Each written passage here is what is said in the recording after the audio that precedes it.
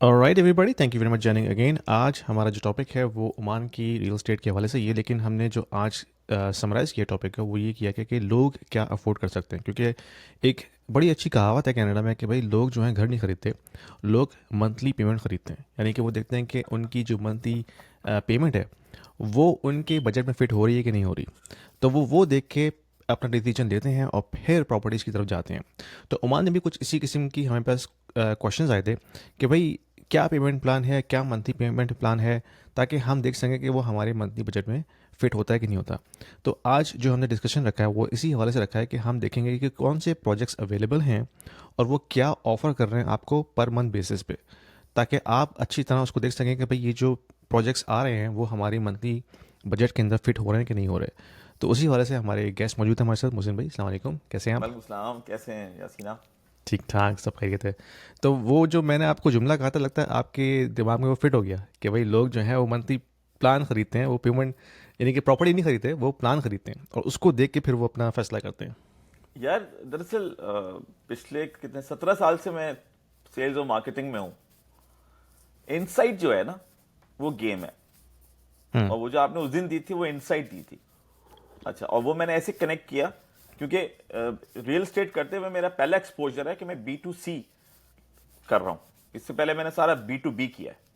अच्छा, B2B में जो डिफरेंस है और B2C में जो मेजर डिफरेंस है वो ये डिफरेंस है कि वो उसमें किसी और के पैसे होते हैं, कंपनी के पैसे होते हैं, और वो उसको खर्च कर रहा होता है। तो उसकी फीलिंग डिफरेंट होती है, उसकी अप्रोच डिफरेंट होती है, उसको अपनी अपना करियर, अपनी अपनी जॉब, ये सारी चीज़ें देख रहा होता है वो।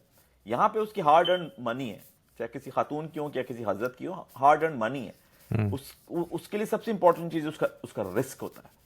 सो वो जिस तरह से उसको देख रहा होता है वो आई थिंक बड़ा इंपॉर्टेंट है। तो जब आपने ये बात कही ना कि जी वो लोग पेमेंट प्लान देखते हैं, तो वो ये देखते हैं कि क्या मैं इसको अफोर्ड कर सकता हूँ, नहीं कर सकता, क्या मैं इसको मैनेज कर सकता हूँ, नहीं कर सकता। और उस चीज के अंदर लोग जो बड़ी पिक्चर है वो इग्नोर इग्नोर कर देते हैं।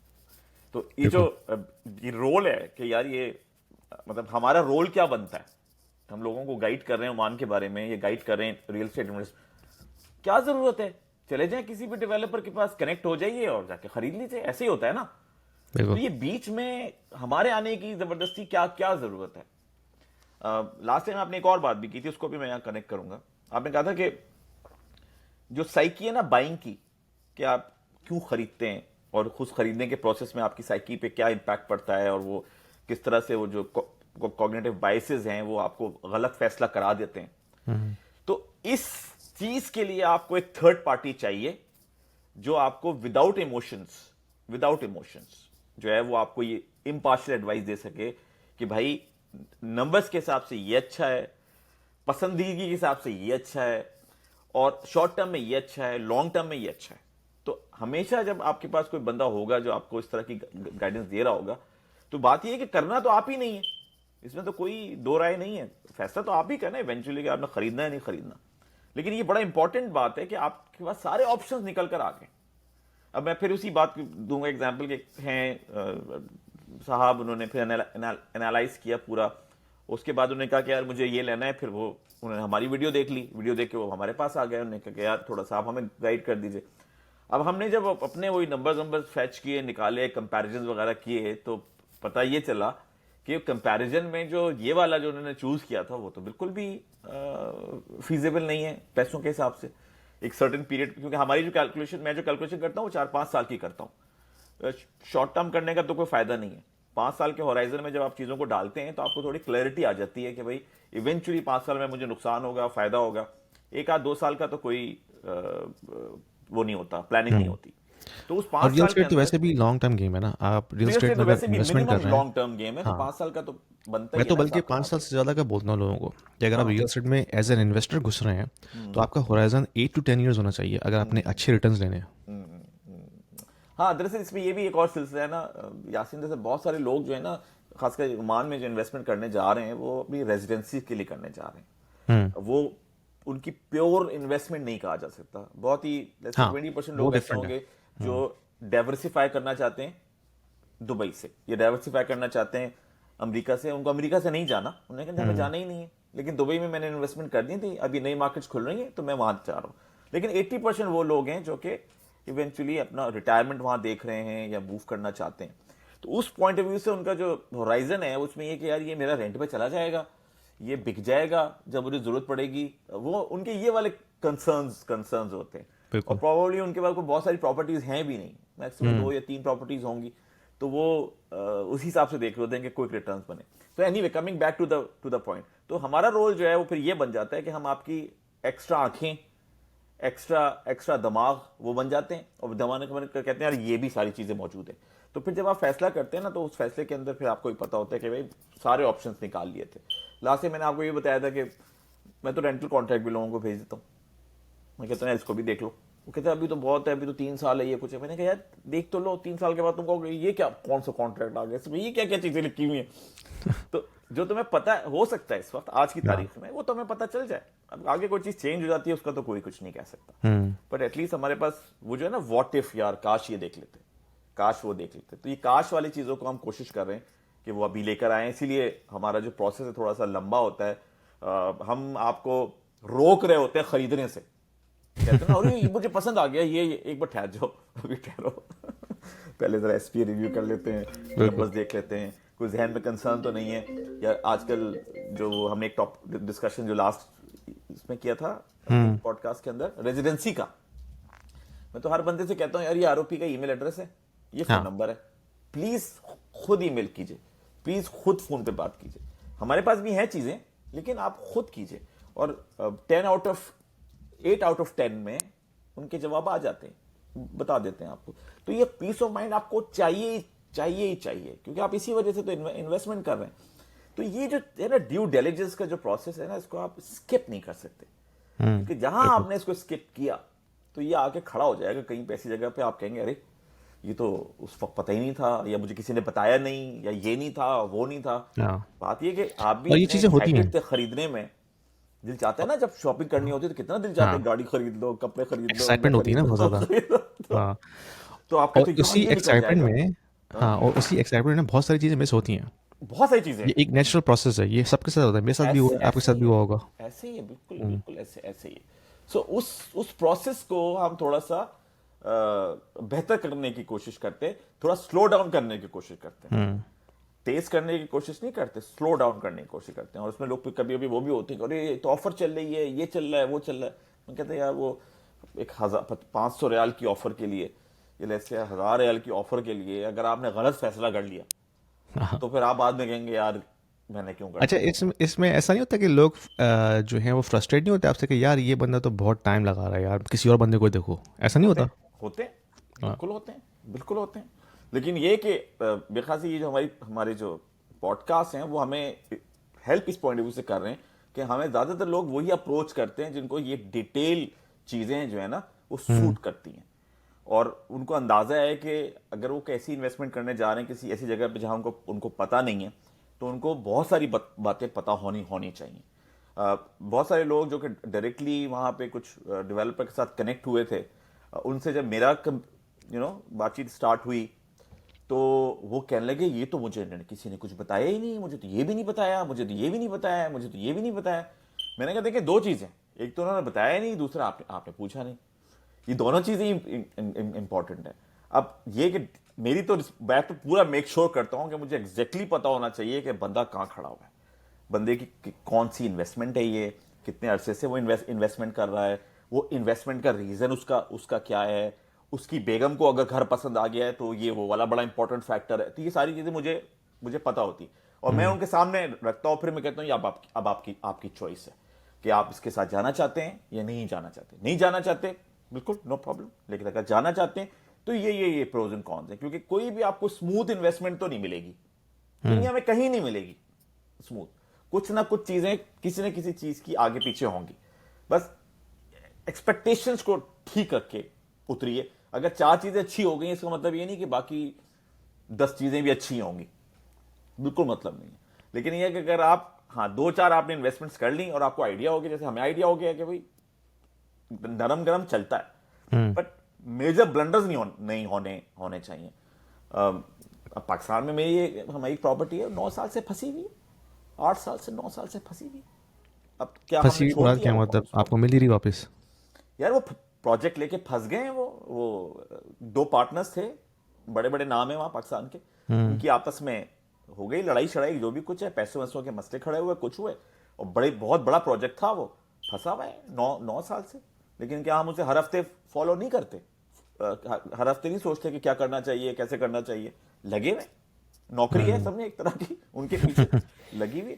तो अब हमने तो वो इंड्योरेंस बना लिए, क्रिएट कर लिए, और क्योंकि हम वर्स्ट मार्केट देखकर आए हुए हैं, तो हाँ, यहाँ की मार्केट के अंदर वो वाले मसले मसाइल नहीं है जो मसले यही मसाइल। मैं आपसे पूछना चाह रहा था कि जैसे पाकिस्तान में ये रिस्क होते हैं बहुत ज़्यादा, क्योंकि पाकिस्तान में कंज्यूमर प्रोटेक्शन का तो कोई कॉन्सेप्ट है ही नहीं। यानी कि अगर बिल्डर ने कुछ करना चाहा, आप कुछ उखाड़ नहीं सकते उसका, क्योंकि आपके पीछे लॉ नहीं खड़ा हुआ। ऐसे तो ही। ओमान में, दुबई में तो मुझे पता है इसमें काफ़ी प्रोटेक्शन है कंज्यूमर के लिए। ओमान में क्या सीन है? यार ओमान में इनके अब लॉज स्ट्रांग हो रहे हैं। फॉर एग्जांपल जैसे एस्क्रो है, एस्क्रो आए हुए 4-5 साल हुए हैं। एस्क्रो बहुत नया है ओमान के अंदर, इससे पहले एस्क्रो नहीं था, क्योंकि अब उनको पता है कि हमें इन्वेस्टमेंट लेकर आनी है, तो इन्वेस्टर की प्रोटेक्शन जो है वो हमें प्रायोरिटाइज करनी है। तो अब वो चीजें बन रही हैं। इवन उन्होंने इन्वेस्टमेंट के कोर्ट्स अलग कर दिए। अभी रियल एस्टेट का कोर्ट अलग नहीं किया, लेकिन एटलीस्ट उन्होंने इन्वेस्टमेंट के कोर्ट्स अलग कर दिए। तो ये इंडिकेशन है कि बेसिकली उसको इसी तरह से ले रहे हैं जिस तरह से दुबई ने अपने लिए लिया है, कि भाई हमें जब तक हम इनको प्रोटेक्ट नहीं करेंगे तब तक ये फ्रीली आके कैसे इन्वेस्ट करेंगे, क्योंकि हो तो कुछ भी सकता है, हम्म। कौन रोक सकता है? जलजला आ गया, तूफानी बारिशें हो गई, कोविड आ गया, हाँ, वो नेचुरल ट्रेड वॉर डिजास्टर तो ऑफ क्रिएट कोर्स। हो गई, हाँ, कुछ भी वो जो हो नेचुरल सकता है, डिजास्टर्स हैं बहुत उनको तो नेचुरल आप रोक नहीं डिजास्टर्स, सकते। वही तो कह रहा, लेकिन कुछ भी जैसे हो सकता है। जो आपने एग्जांपल दी पाकिस्तान की, कि भाई दो बिल्डर्स में आपस में फटा हो गया और प्रोजेक्ट जो है स्टॉल हो गया। अब उस केस में अगर जैसे फॉर एग्जांपल ओमान में ऐसा होता है, तो जो इन्वेस्टर है उसके पास ऑप्शन है कि भाई वो जाए कोर्ट में और कहे कि भाई I want my money back. ऐसे ही है, ऐसे ही है, बिल्कुल है, क्यों नहीं है, क्यों नहीं है? अब उसमें एक और बड़ा फैक्टर ये होता है कि ओमान में मोस्टली प्रोजेक्ट्स के अंदर ओमानी गवर्नमेंट खुद इन्वॉल्व है, और इसीलिए फिर आप देखते हैं बड़े बड़े लोगों के साथ इन्वेस्टमेंट करने का। फिर आप कहते हैं कि चलो मैं पैसे ज्यादा दे रहा हूं, लेकिन सुकून से सोऊंगा मैं। अगर मैं किसी छोटे मोटे डेवलपर के साथ चला गया जिसकी पार्टनरशिप्स हैं और अभी वो स्टार्ट हुआ है, या कुछ थोड़ा सा पीरियड उसके साथ हुआ है, तो वो फिर आपको जाहिर सी बात रिस्क है। और दूसरे ये कि हो तो किसी भी प्रोजेक्ट में सकता है, लेकिन जहां गवर्नमेंट की इन्वॉल्वमेंट होती है पर्सनली, तो वो मेक श्योर करते हैं कि रेपुटेशन के पॉइंट ऑफ व्यू से वो चीजें ना हो, क्योंकि इस वक्त ओमान बड़ी सेंसिटिव पीरियड के अंदर है इस वक्त, बहुत सेंसिटिव। एक बुरी खबर ओमान के मुस्तकबिल को खराब कर सकती है, इतनी है इस वक्त सेंसिटिविटी हाई। और उनको ये भी पता है कि अब हमें कॉम्पीट करना है सऊदिया से, हमें कॉम्पीट कतर से करना है, हमें कॉम्पीट पूरे यूएई से करना है। पहले तो दुबई से करना होता था, अब तो पूरा यूएई खड़ा हो रहा है। तो उनको एग्जैक्टली पता है, तो इस वजह से वो बड़े विजिलेंट हैं इस चीज़ों के अंदर, कि मैं कैसे कैसे नए लॉज लेकर आऊं और मैं आगे आगे आगे आगे चलूं। तो खैर ये एक जनरल बात थी जो हमने शुरू में की कि ये हम ये क्यों कर रहे हैं। और वो जो आपने कहा था कि जी पेमेंट प्लान खरीदते हैं, तो मैंने कहा कि मेरे पास भी जो क्वेरीज आती थी वो यही हो रहा होता था कि यार ये बता दें, ये बता दें, ये बता दें। तो मैंने कहा चलें फिर हम लोगों को ये बता दें कि वो अफोर्ड क्या कर सकते हैं ओमान के अंदर। तो मैं अपना स्क्रीन शेयर कर रहा हूँ। ठीक है, अगर वो दोबारा बंद हो जाए तो फिर आप मुझे डॉक्यूमेंट भेज दीजिएगा। ठीक है, ठीक है, ठीक है। इस दफ़ा जो है वो शीट बनी हुई है, मेरा स्क्रीन नज़र आ रहा है आपको? जी, आ रहा थोड़ा सा अब नज़र आ रहा है, क्लियर है? है। ठीक है। अच्छा, ये मैंने शीट बनाई थी। अच्छा, इसमें मैंने ऑब्वियसली डेवलपर्स हाईलाइट नहीं किए हुए, लेकिन समझिए 4 डेवलपर्स हैं, इनकी मैंने वो कर दिया है, लेजेंड बना दिया इनका। ठीक है। DP DP means down payment, hmm. OMR के अंदर ये है और यूएस डॉलर के अंदर ये है। तो आप समझिए कि तकरीबन आपको 20,000 एवरेज चाहिए यूएस डॉलर्स, अगर आपको स्टूडियो खरीदना है तो डाउन पेमेंट के लिए। डाउन पेमेंट, ठीक है। उसके बाद आ जाता है मंथली कितनी होगी। तो अब ये देखिए स्टूडियो के अंदर जो मिनिमम मंथली है वो तकरीबन $1,500 की है। 1500, सही है। $300, $2,600 एंड $6,700। और तो ये ये तो 5 साल की डिलीवरी। पेमेंट प्लान पे? जी बिल्कुल, 5 साल का पेमेंट प्लान है, लेकिन डिलीवरी इनकी अर्ली है, जून 2028 की है।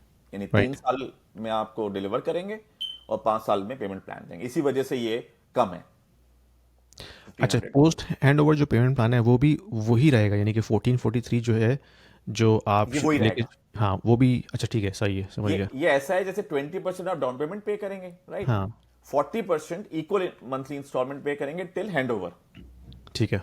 और फिर 40% आफ्टर हैंड ओवर। ठीक है। तो 60 अच्छा 40 का इसमें प्लान है। ऐसा डिस्काउंट होता है कि अगर कोई बंदा कैश पे पूरा पे करना चाहे, पेमेंट प्लान पे ना जाए? यार ये डिपेंड डिपेंड करता है कि कौन सा डेवलपर है, वो किस सिचुएशन में, राइट? हम्म। इन जर्नल जो है वो मैक्सिमम 2 से 3% देते हैं वो, अच्छा। इससे ज्यादा देते नहीं है, अनलेस अंटिल कोई बल्क डील्स हो कि भाई मैं 3 यूनिट खरीद रहा हूँ, चार हम्म। यूनिट खरीद रहा हूँ, तो फिर उस पर आ जाते हैं कि ठीक है हम इतने इतने परसेंट आपको कर देते हैं। लेकिन अगर आप इंडिविजुअल यूनिट ले रहे हैं और आप कह रहे हैं कि मुझे मैं कैश पे कर रहा हूँ, तो वो मैक्सिमम 2 से 3% मिलेगा, जिसको मैं खुद डिस्करेज करता हूँ। हम्म। रीजन ये है कि जो फर्स्ट टाइम इन्वेस्टमेंट कर रहा है उसको सारे पैसे देने की जरूरत नहीं है, उसको चाहिए कि वो इंस्टॉलमेंट के साथ चले, हम्म। ताकि वो देखते हुए चले ना कि ये काम कैसे कर रहे हैं, काम कर रहे राइट। हैं तो मेरी पेमेंट जा रही है, राइट? मॉनिटरिंग चले साथ साथ। हम्म। अगर आप सारे पैसे शुरू में उनको दे देंगे जिसके बारे में आपको कुछ खास पता ही नहीं है, और पता चला 1 साल के बाद उन्होंने काम नहीं किया, हाँ तो आपको सारे पैसे दिए हुए। बिल्कुल कंट्रोल बिल्कुल। कंट्रोल नहीं, मैं इशू आ उस जाता हवाले से पूछ रहा था कि जैसे अगर हैंड ओवर मिल जाता है, तो जो जो रिमेनिंग पेमेंट है, बकिया पेमेंट 2 साल की, है। वो अगर बाय कि ठीक है भाई मैं लमसम देने के लिए तैयार हूँ, मुझे थोड़ा सा डिस्काउंट दो, तो ऐसा होता है? आई थिंक इंडिविजुअल केसेस पे होता होगा, हम्म। कि आप जाके बैठ गए वहां पे और आपने डिस्कस कर लिया कि दे दें। लेकिन अगर जैसे आप बुकिंग करा रहे हैं, अभी उस बुकिंग वक्त करा तो रहे हाँ हैं ऑफ कोर्स और नहीं आप कह होगा। रहे हैं मैं 100% पेमेंट आपको कर रहा हूँ, हाँ वो तो फिर मेक तो सेंस नहीं उस पे करती वो बात। 3% की बात कर रहे हैं कि हम आपको 3% तक दे देंगे। ठीक है। ठीक है, वो तो तो फिर वो ऑफ कोर्स सेंस भी नहीं करती ना कि आप रिस्क ले रहे हैं इतना बड़ा, एकदम बिल्कुल लमसम पे बिल्कुल करके। बिल्कुल। हाँ। एग्रीड एग्रीड, इसीलिए मैं लोगों से कहता हूँ वो 3% इतने इंपॉर्टेंट नहीं है जितना तुम्हारी हम्म। रातों की नींदें जरूरी हैं।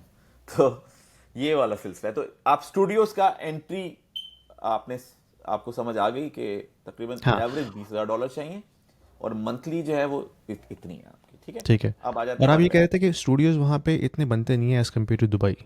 अब बनने शुरू हुए हैं। अच्छा।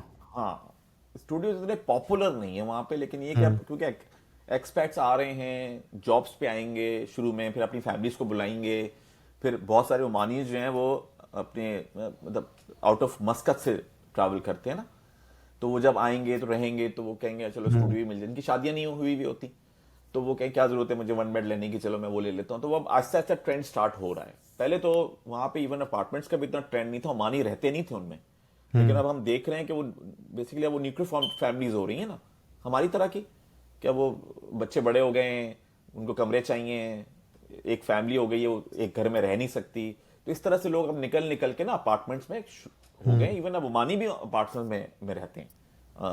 मैं तो, क्योंकि जब भी कितने 12-13 साल हो गए, मैं जब भी गया हूं तो मेरा कजन था वहां पे ना, हम्म। ओमान के अंदर, मैं उसके पास ठहरता था, वो अपार्टमेंट्स में होता था, उसके पड़ोसी ओमानी होते थे वहां पे।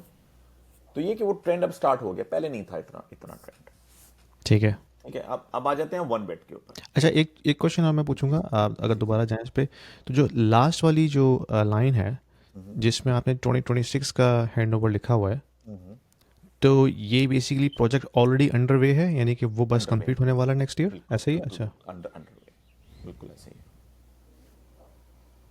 ठीक है, आगे चलें। ठीक है। अच्छा, अभी आ जाते हैं वन बेड पे।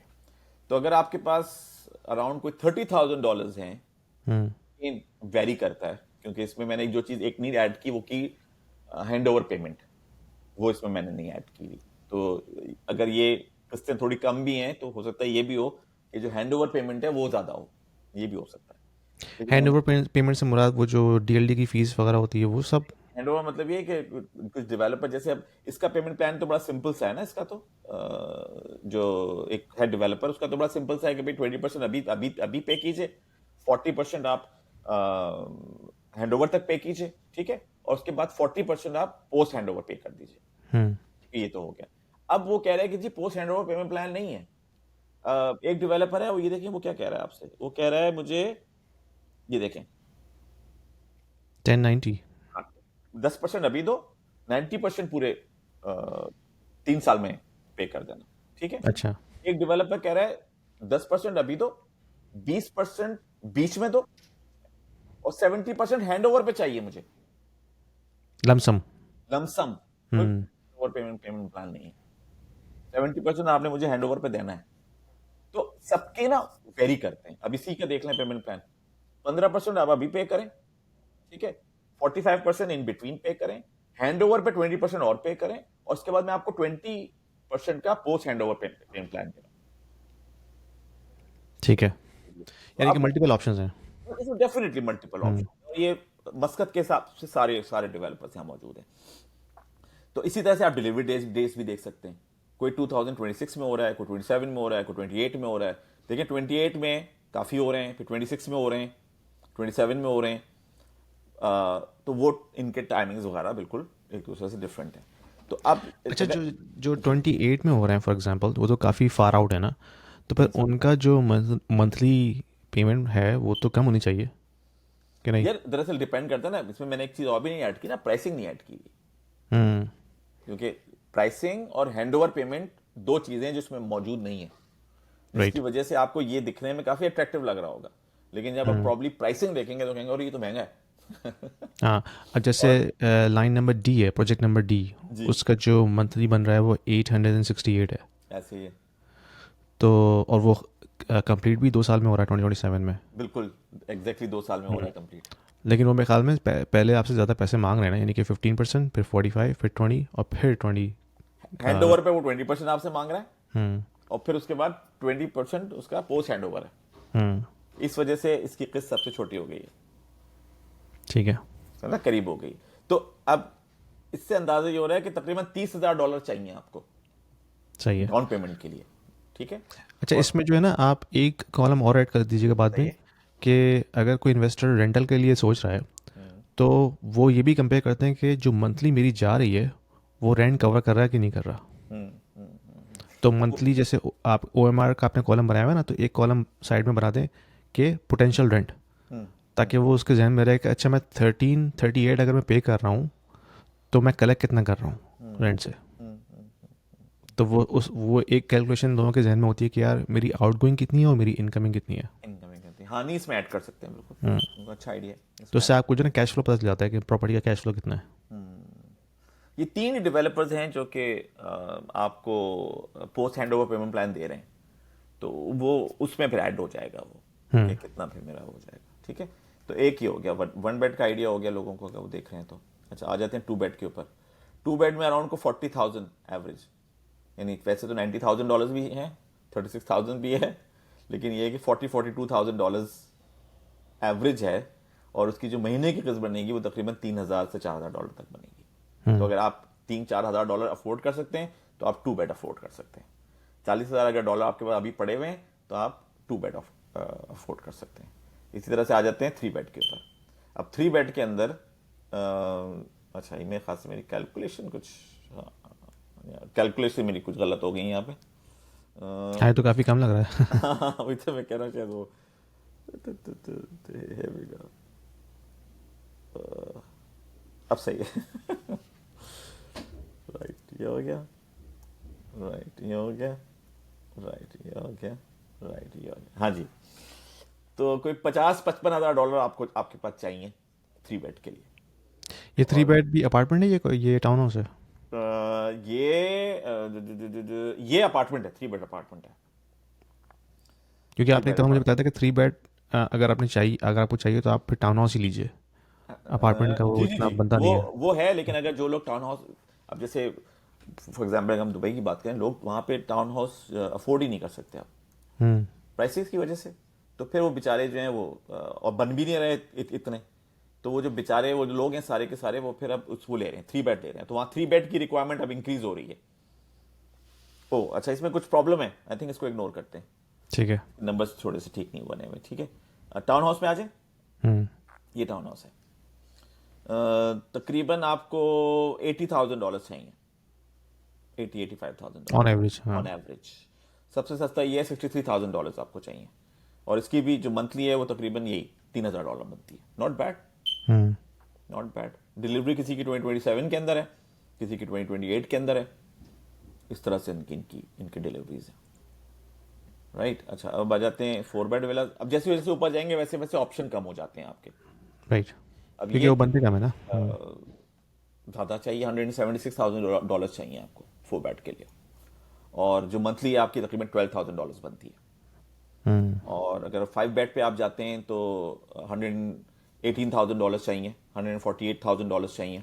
और उनकी जो फिर मंथली बनेगी वो $13,000 या फिर $65,000, डिपेंडिंग के उनका पेमेंट प्लान वगैरह ओहो, कैसा 65,000 मंथली, ओहो ये तो ठीक ठाक है ये तो। है। हाँ, आई थिंक सो। इसी से बना हुआ है ना, एक मिनट, ये कुछ हैंग कर गया मेरा। हाँ, ये मल्टीप्लाई हुआ हुआ ना, ठीक है, 25,000। हाँ, लेकिन इसका पीरियड छोटा होगा ना, इस हम्म। तरह से होगा। अच्छा, एक तो ये बनाया था। दूसरा हमने ये बनाया था, ये वाला याद है आपके साथ पहले भी शेयर किया था हमने जी। ये थोड़ा सा मैंने इसको अपडेट कर लिया था।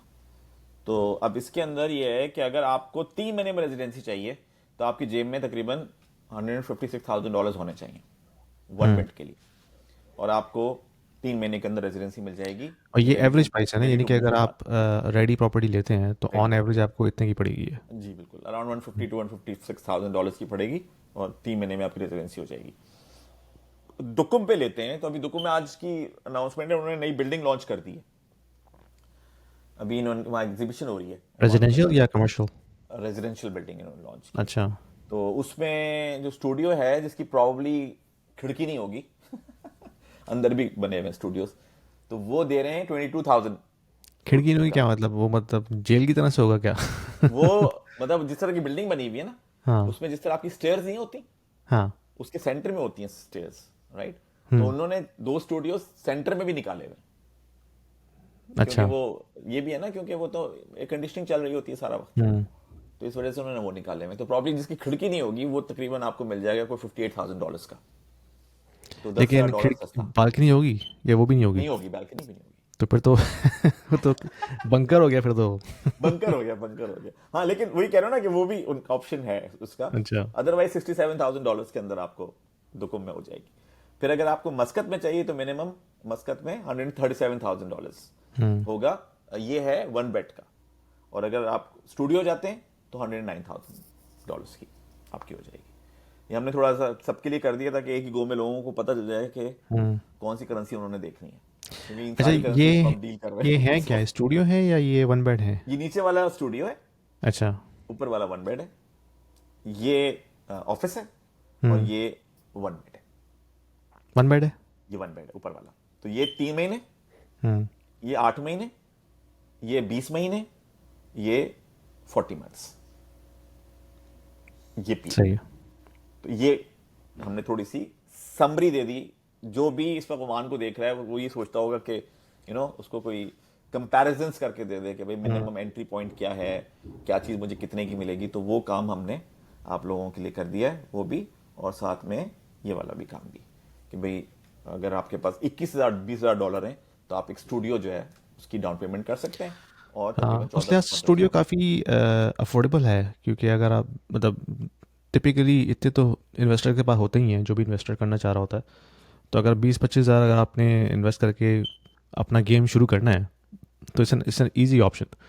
और जैसे 500 या 800 या $1,000 आपको मंथली पे करने हैं, हम्म, तो ये तो इतना मुश्किल नहीं है एक एवरेज बंदे के लिए। नहीं, अगर ऑफ कोर्स इन्वेस्टमेंट जितना आप चाहें उतना आप कर सकते हैं, लेकिन यहाँ पे भी जो कुछ लोग जो बुक करते हैं तो उसमें यही होता है कि आपके पास डाउन पेमेंट होती है, फिर आप मॉर्गेज लेते हैं और मॉर्गेज की पेमेंट करते रहते हैं। हम्म, तो उसी हवाले से मुझे ये काफ़ी अच्छा लग रहा है स्टूडियो का। ये टेस्टिंग द वाटर्स के लिए बहुत अच्छी चीज़ है। हम्म। ताकि आप उसको मॉनिटर करते रहें, देखते रहें कि भाई किस तरह से चल रहा है। दूसरी ये कि हाँ। ये इस वक्त खासकर सुल्तान हितम की अगर मैं बात करूं तो क्योंकि ये पहला प्रोजेक्ट्स हैं, शुरू के प्रोजेक्ट्स हैं, तो इस पर गवर्नमेंट का इस वक्त बड़ा शदीद फोकस है। और वो खुद आके इन प्रोजेक्ट्स को जो है ना वो मॉनिटर कर रही है। तो उसका अच्छा। एडवांटेज अब लोगों को मिलेगा। हाँ, आपके आपको एग्जैक्ट फिगर बताने की ज़रूरत नहीं है, लेकिन आपके अंदाजे के मुताबिक इन स्टूडियोज़ का रेंट कितना होगा? यार, मैंने कुछ कैलकुलेशंस तो की हैं इनकी, हम्म। देख लेते हैं।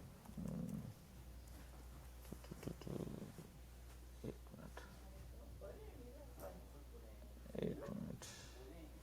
स्टूडियो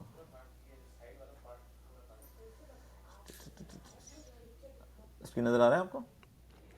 थोड़ा सा आपको मैक्सिमाइज करना पड़ेगा, बहुत छोटा है वो। अब अब नजर आ रहा है? हाँ, आप समझिए 4 साढ़े 4 तक होगा 4 4.5 ये नेट, क्या है money real? Net net 4.5% net. अच्छा परसेंटेज ठीक है। नहीं मैं मंथली जानना चाह रहा था कि मंथली कितनी मंथली पड़ेगी। कितना होगा? हाँ, ताकि उसको कंपेयर कर लेना कि जो हमारी मंथली पेमेंट बन रही है बिल्डर जी के जी। साथ वो उससे बैलेंस आउट हो रही है कि नहीं हो रही। ओके ओके ओके ओके, इसको देख लेते हैं अभी। ये 5% है, मल्टीप्लाई बाय 2.6 और डिवाइडेड बाय 12, तो 384, 350 से $400 के दरमियान पर ठीक है, मंथ। यानी कि उसको काफ़ी तक तो कवर कर लेगी लेकिन आपको कुछ अपनी जेब से पॉकेट करना पड़ेगा। हाँ हम्म। हाँ हाँ, पूरा पूरा तो नहीं कर सकती, हाँ, पूरा तो क्योंकि नहीं उसका कर टाइम सकती। छोटा है ना, टाइम कम क्योंकि है। टाइम, हाँ हम्म। टाइम का फैक्टर है ना।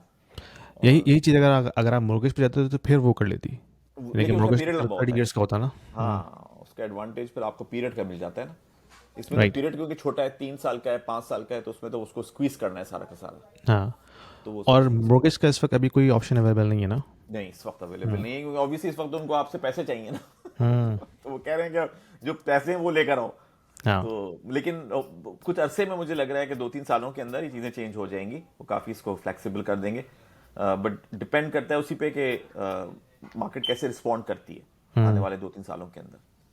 तो ये तो कंट्रोल मेजर्स होते हैं ना, जब हाँ। मार्केट को दोबारा से एक्टिव करना होता है तो वो ये काम कर लेते हैं कि भाई फ्लेक्सिबिलिटी दे दो, हाँ, अगर उनको डाउन ग्रोथ पेमेंट कम चाहिए कर तो फिर दो। उनको फाइनेंसिंग का ऑप्शन लाना पड़ेगा ना। बिल्कुल बिल्कुल। अब देखिए ना, क्योंकि डाउन पेमेंट भी कितनी ज्यादा है। हाँ। 20% डाउन पेमेंट है, एज ए स्टैंडर्ड मांग रहे हैं। इसका मतलब है कि हालात अच्छे हैं अभी। हम्म। लेकिन जब हालात थोड़े से टाइट हो गए तो ये आ जाएंगे जी, 15% दे दो, 10% दे दो, आ जाएंगे उसके ऊपर। तो हम्म। ये टाइम पे डिपेंड करता है कि टाइम कैसा चल रहा है इनका। तो ये सिलसिला है। कोई और ठीक सवाल है। आपके जहन में? और मेरे ख्याल में हमने पहले बात की थी इस हवाले से कि वहाँ पे शॉर्ट टर्म रेंटिंग रेंटल का भी कोई इतना ऑप्शन अवेलेबल नहीं है ना एयरबीएनबी रन करने का। यार अभी नहीं है, लेकिन आने वाले वक्त में इंक्रीज होगा। हम्म। वो इसलिए इंक्रीज होगा क्योंकि टूरिज्म पे तो काम कर रहे हैं। हाँ। तो आप उसका होराइजन 3 to 5 ईयर्स का रखें कि राइट। अगर आप कोई प्रॉपर्टी ले रहे हैं तो आप ये सोचेंगे भाई 4-5 साल तक जो है ना वो ठीक ठाक इसका पोटेंशियल हो जाएगा तो मैं ले लूँ। अभी कोई मैं लेके डाल दूं रेंटर वेंटर पे, तो वो तो मैं इस वक्त तो किसी को भी रेकमेंड नहीं करूंगा। हम्म। इस वक्त कोई रेडी टू मूव के ऊपर आप जाएं और वो करें। रेडी टू मूव आप इसलिए जरूर ले लें कि आप मूव हो रहे हैं वहां पे, या अगर आपको बिल्कुल रिस्क नहीं चाहिए ना, किसी तरह हम्म। का रिस्क नहीं चाहिए और आपको एक पक्की प्रॉपर्टी चाहिए जो रेंट पे चढ़ी हुई हो, तब तो 100 बिस्मिल्लाह आप कर लें। अदरवाइज इस वक्त वैल्यू फॉर मनी या आने वाले वक्त में जो ग्रोथ आप एक्सपेक्ट कर रहे हैं वो आप फिर ऑफ प्लान पे ही उसकी वैल्यू निकाल सकते हैं। क्योंकि इस हाँ। वक्त यहाँ की जो प्राइसेस हैं ये वो दुबई वाली प्राइसेस नहीं है कि वो 3 साल के आगे की प्राइसेस ले रहे हैं। हम्म। यहाँ पे आपको अभी भी रेडी टू मूव थोड़ा महंगा मिलेगा और ऑफ प्लान सस्ता मिलेगा। हाँ, वो उल्टा स्क्रीन है। शेयर आप क्लोज कर दिएगा वो उसका जो एक डिस्प्ले। मिनट, हाँ आप ठीक कहिए। है। हाँ, हाँ। तो वो आपको अभी वो वाली मार्केट नहीं है जैसे दुबई में। तो अभी ये वाला सिलसिला है ना कि आने वाले 2-3 सालों के पैसे अभी लिए जा रहे हैं। लेकिन हाँ यहाँ पे इस वक्त गोल्ड रश तो है नहीं। जो जो बिल्कुल। आ रहा है वो फूक फूक के आ रहा है, कदम रख रहा है कि अच्छा अच्छा करूँ ना टेस्ट करूँ, नहीं हुई ना अच्छा करूँ ना मार्केट करूँ। यहाँ हाँ? की, दुबई की तो टेस्ट हुई हुई है ना। दुबई की तो बिल्कुल टेस्टेड टेस्टेड हम्म। मार्केट है, एक्सपोजर बहुत है उस मार्केट का। हाँ। इस मार्केट का इतना एक्सपोजर लोगों को है नहीं, आइडिया भी नहीं है इस मार्केट का। तो व्हाट इफ सिनेरियो बहुत है यहाँ के हम्म। उसमें। बट ये कि जो भी रिसर्च कर रहा है वो उसको डाटा मिल रहा है फिर।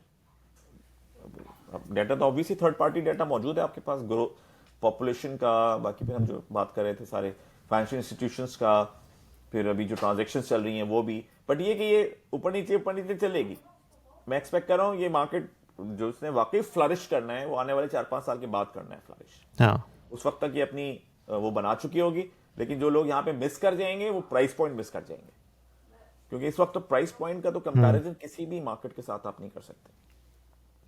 प्राइस पॉइंट भी फिर जो जो ऑप्शंस आपके पास अवेलेबल हैं रेजिडेंसी के वो भी हो सकता है टाइट हो जाए मजीद। बिल्कुल बिल्कुल हाँ, बिल्कुल सही कह रहे हैं वो तो। कुछ जैसे जैसे लोग आएंगे और उस ऑप्शंस को अवेल करेंगे तो फिर ऑफ कोर्स उनको तो उसको थोड़ा सा कंट्रोल करना पड़ेगा। हम्म तो हो सकता है उसकी अभी तो जैसे कोई थ्रेशोल्ड नहीं है ना, बॉटम बॉटम थ्रेशोल्ड नहीं है प्राइस का, हम्म तो हो सकता है वो आ जाए बाद में।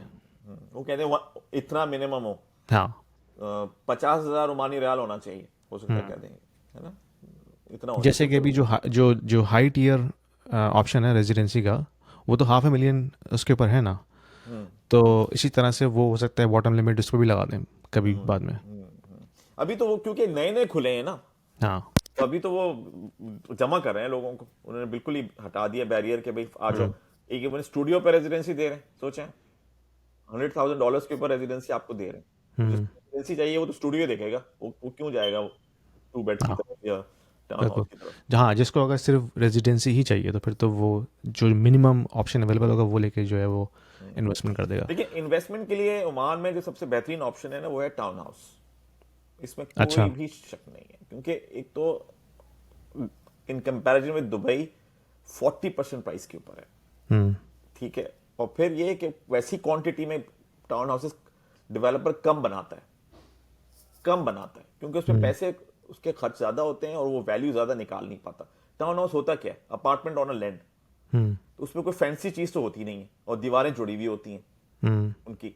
तो लैंड एरिया भी नहीं होता आपके पास, कुछ होता ही नहीं, सिर्फ सामने का लॉन होता है और पीछे का एक छोटा सा लॉन होता है, दैट्स इट। तो हम्म। वो जो पैसे बनाता है ना, वो फिर विला में बनाता है पैसे, या फिर अपार्टमेंट्स में बनाता है। तो बिजनेस प्लान टाउन हाउस का जो है ना, वो इतने आराम से अप्रूव नहीं होता है। तो इस वक्त अच्छा। लोग अगर जा रहे हैं, क्योंकि इस वक्त लैंड सस्ती है ओमान के अंदर, तो आपको हा यानी 1300 1348 पर स्क्वायर फीट का रेट है इमार का। 1348 पर स्क्वायर फीट का रेट है, दरम हम्म। पर स्क्वायर फीट का रेट है इमार का।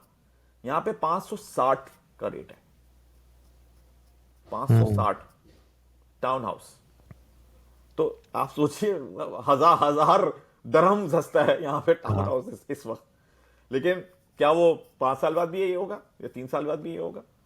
तो उसकी कैपिटल एप्रिसिएशन जो है वो ज्यादा होगी। और हो इस वक्त जाता ये है। भी इंपॉर्टेंट चीज है कि अगर दुबई में हम देखते हैं ना, तो टाउन हाउसेस की जो रेंटल्स हैं वो अपार्टमेंट से कम होते हैं। अच्छा। ये तो बात है, हम्म। हाँ होते हैं क्योंकि कम। वहाँ पे रेंटल पे बहुत कम ही लोग जाते होंगे ना, वो सिर्फ वो लोग जाते होंगे जिनको खुद रहना है। वैसे भी अपार्टमेंट का सबसे बड़ा गेम ही रेंटल का है, हम्म। कि मेरा रेंटल अच्छा अच्छा आएगा, हाँ। जल्दी जल्दी लोग आएंगे, मैं ऐसी जगह पर हूं जहां पे बहुत जरूरत है उस चीज की। हम्म। टाउन हाउसेज और घरों के लिए तो लोग को जल्दी नहीं चाहिए होती, उनको तो दूर भी चले जाएं तो अच्छी बात है। हम्म। अपार्टमेंट्स करीब होते हैं ऐसी जगहों के जो हाँ। हॉट होती हैं, और अपार्टमेंट और जो टाउन हाउसेज हैं और विलाज हैं वो थोड़े दूर बनते हैं। हम्म। तो लोग उसको उन्हें पीस चाहिए होता है, फैमिली के साथ टाइम चाहिए होता है, इस वजह से। तो अब यहाँ पर ओमान के अंदर टाउन हाउसेज, अच्छे वाले टाउन हाउसेज समझे पहली दफा बनने शुरू हुए हैं। आखिरी जो है हम्म। वो अल्मौज में बने थे। राइट। अल्मौज में 190 का है, 1,90,000 ओमानी रियाल का टाउन हाउस है। और यहां पे हम्म। सुल्तान हितम के अंदर 1,20,000 का है। अच्छा। 70,000 ओमानी रियाल सस्ता मिल रहा है टाउन हाउस अभी आपको यहाँ पे। हम्म। और ये नहीं कह रहा कि अल्मौज, सुल्तान हितम सिटी अल्मौज बनेगा, नहीं बन सकता, वो है भी नहीं। लेकिन सेकंड बेस्ट चीज बनने वाली है ओमान की, सुल्तान हितम सिटी सेकंड हम्म। बेस्ट। अल्मौज को अगर निकाल दें तो भाई इतनी अंडर वैल्यू थोड़ी होगी होगी 20,000 हाँ। सस्ता होगा, हम्म। 15,000 सस्ता होगा, या अभी 70,000 सस्ता है। तो लोगों को इस वक्त रश करना चाहिए, ये जो भी हाँ। रिसर्च कर रहे हैं उनको अपार्टमेंट देखने ही नहीं चाहिए, अगर वो अफोर्ड कर सकते हैं हाँ। तो तो उनको इस वक्त। आपने जो अभी ऑप्शंस दिखाए थे अपार्टमेंट्स के, ये सुल्तान हिजम सिटी के ही प्रोजेक्ट्स हैं? नहीं नहीं नहीं नहीं सर, अच्छा। पूरे ओमान के हैं। ये पुराना, अच्छा सही है। सॉरी, नॉट पूरे ओमान, मस्कत के, मस्कत के हैं, सही है। सारे मस्कत के। तो इसमें ठीक है। सब सब शामिल है। मैंने वो नाम इसलिए निकाल दिए थे कि हम सिर्फ ये देखना चाह रहे थे कि भाई मेरे पास पैसे कितने हैं हम्म। और मैं एंटर कहाँ हो सकता हूँ। एक एवरेज प्राइस पे कंपेयर कर रहे थे, तो इसलिए मैंने नाम हटा दिए थे कि भाई ठीक है। नाम नाम हम हटा दें। बट ये कि ओवरऑल लोगों को आइडिया हो गया होगा इस हम्म। पॉडकास्ट से कि भाई उनको एक मिनिमम कितने पैसे चाहिए, उस मिनिमम पे उनको क्या मिल सकता है। और इन्वेस्टमेंट एडवाइस हमने आपको कर दी है कि अगर आप टाउन हाउस अफोर्ड कर सकते हैं तो इस वक्त टाउन हाउसेज देखिए, क्योंकि टाउन हाउसेज जो हैं वो रेयर ब्रीड हैं ओमान के हाँ अंदर भी और दुबई वो के अंदर भी। स्कार्सिटी वाला ऑप्शन है ना उसके अंदर। बहुत जबरदस्त हाँ। स्कॉलरशिप। ये दुबई में तो टाउन हाउसेज बन ही नहीं रहे हैं, कोई डेवलपर ही नहीं है जो जो जो बना रहा है। सिवाय 2 डेवलपर के, हम्म। एक तरह से देखा जाए, शोभा के बहुत महंगे हैं, 9 9 मिलियन 11 11 मिलियन के वो हैं। एलिंगटन बहुत अच्छा डेवलपर है, उसके भी कोई बहुत ही सुपर डुपर एक्सपेंसिव है। रीजनेबल जो प्राइसेस आती हैं वो या तो इमार की आती हैं या डमैक की आती हैं। हम्म। बाकी कोई इवन नखील वकील भी बना रहे हैं, लेकिन फिर वो सुपर एक्सपेंसिव है। बड़े लिमिटेड डेवलपर्स हैं जो कि वहां वहां बना रहे हैं। तो कैपिटल एप्रिसिएशन अपार्टमेंट से ज़्यादा है टाउन ऑफ हाउसेस कोर्स। का। हाँ, तो फिर इसलिए जितना जितना आप गुड़ डालेंगे उतना मीठा वाली बात है ना। हाँ हाँ, और दरअसल अपार्टमेंट की तो भरमार होगी, देखिएगा हम्म। भरमार होगी। और वही जिसकी चीज़ की भरमार हो वो आपको पता है उसकी फिर वैल्यू गिर मैं ये जाती देख रहा था कि दुबई में जो वली की जो अक्सर वीडियोस होती हैं जिसमें वो कवर करता है, तो वो तो बेतहाशा यूनिट्स आ रहे हैं उसके अंदर। तो है। मुझे हाँ एक जी, कभी कभार ये फील होता है कि ये जो स्कार्सिटी वाला एलिमेंट है ये तो गायब हो जाएगा अपार्टमेंट्स में से। यानी कि इतनी तादाद में वो बन रहे हैं, यानी कि अगले 5 साल के अंदर इतने अपार्टमेंट्स आ जाएंगे, तो ऑफ कोर्स फिर जो सप्लाई है वो काफ़ी बढ़ जाएगी ना। इसीलिए तो जब दुबई को आप देखते हैं ना तो आपको फिर उसकी रियल इंजीनियरिंग करनी होती है। हम्म। वो इंजीनियरिंग ये कि यार मुझे ये सॉलिड रीजन बताओ कि हाँ। यहाँ पे क्यों आएंगे लोग, हम्म। किसी भी मौसम में किसी भी वक्त क्यों आएंगे। तो अगर वो रीजन आपके पास नहीं है उस जगह के, तो फिर बड़ी अजीब सी इन्वेस्टमेंट है वो।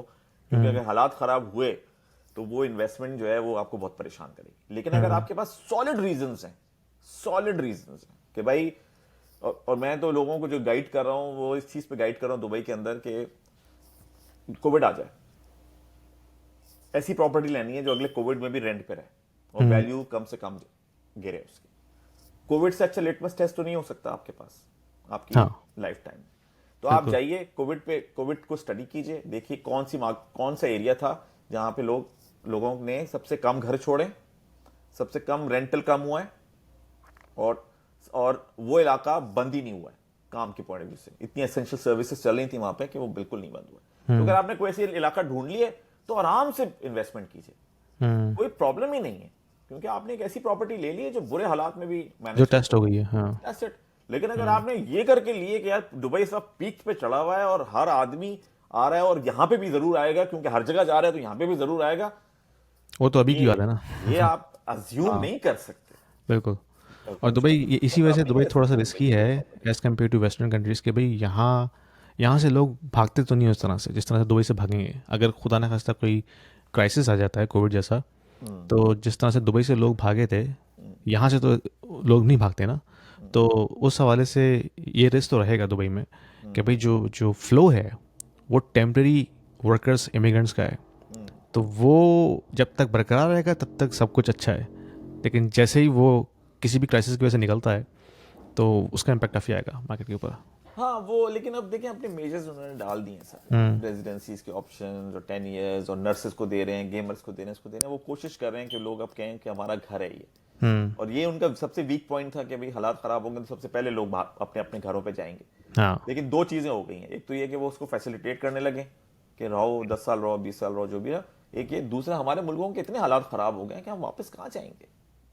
हाँ, बिल्कुल, ये तो तो है। मुल्कों की क्या क्या वो रह गई है वहां पे। और कुछ नहीं बचा था तो जंग हो गई। हाँ। पहले ही बड़ी तरक्की हो रही थी, अब जंग भी कर दिए साथ साथ में। हाँ। तो अब अब वहां पे वो जो बेचारे एज पे थे लोग, वो कह लेंगे यार इसका मतलब किसी दिन अब बम भी आके गिरेगा ऊपर। हाँ, मतलब बिल्कुल। यही चीज रह गई थी ना, हमने तो अपनी लाइफ पे देखी नहीं ना। मैं 74 का हूँ, 1974 में मैं पैदा हुआ था, 71 में लास्ट हुई थी वॉर, राइट। तो हाँ, हमने अपनी जिंदगी में तो कोई जंग इससे पहले देखी थी नहीं। ये भी अब देख ली है तो अब एक और सर पे ये भी खड़ा हो गया है कि चलो बिल्कुल। क्या होगा उसके साथ। बट एनीवे चले, ये तो चलें लाइफ इसको है। रैप अप करते हैं। इंसाइटफुल डिस्कशन मुझे भाई, थैंक यू वेरी मच। और जो आई एम देखने वाले सॉरी, हैं वो जो 3 बेड के नंबर्स थे ना, वो थिंक मैंने थोड़ा वो सा मैं इसको काट दूंगा। स्किप कर गया उसको। हाँ, वो मैं काट क्योंकि दूंगा। वो प्रॉब्ली इतने सारे नंबर्स को फैच करना और जमा करना जो है ना, वो कोई आसान काम नहीं है। हाँ, बिल्कुल नहीं, को वो मैं इसको एडिट में काट दूंगा। उसका तो देखने वालों के लिए प्लीज़ हमें क्वेश्चन करके हमें ईमेल कीजिए, अपना जो भी क्वेश्चन है कमेंट कीजिए। तो अगर आपको मज़ीद डिटेल्स चाहिए इन प्रोजेक्ट के हवाले से तो प्लीज़ हमसे कनेक्ट करें, हम आपको कॉल पे लेके उन प्रोजेक्ट्स की मज़ीद डिटेल्स देंगे ताकि आपको मज़ीद आसानी हो इन डिसीजंस को लेने की। और until next time, thank you very much Wasim भाई। हाँ, सी यू इंशाल्लाह नेक्स्ट वीक। मैं एक चीज ऐड करूं। अच्छा, नेक्स्ट जो सेशन हम करेंगे वो हम करेंगे Airbnb 12 month 15% net rental Dubai का। दुबई का, ठीक है, 12 करते महीने का हैं। हाँ, रेंटल एयरबीएनबी का। सही है। और आप उस पर रिसर्च करिएगा कि वो कौन से एरिया है जहाँ पे एयरबीएनबी चलेगा। मैं आपको एक ही अगले वाले में एक ही एरिया बताऊंगा मैं आपको जबरदस्त किस्म का, तो मैं इसलिए ज्यादा कुछ बता नहीं रहा, सिर्फ यही मैंने कहा है कि हम सिर्फ इस पे बात करेंगे, ठीक है, क्योंकि Airbnb is very very attractive proposition in Dubai. ठीक है। ये तो, इस पे तो मेरा पर्सनल इंटरेस्ट भी है, तो इस पे ज़रा अच्छी बात होगी फिर। बिल्कुल बिल्कुल बिल्कुल बिल्कुल। ओके, चलें, done, thank you so thank much. You. Yes, Allah हाफिज़। अल्लाह हाफिज।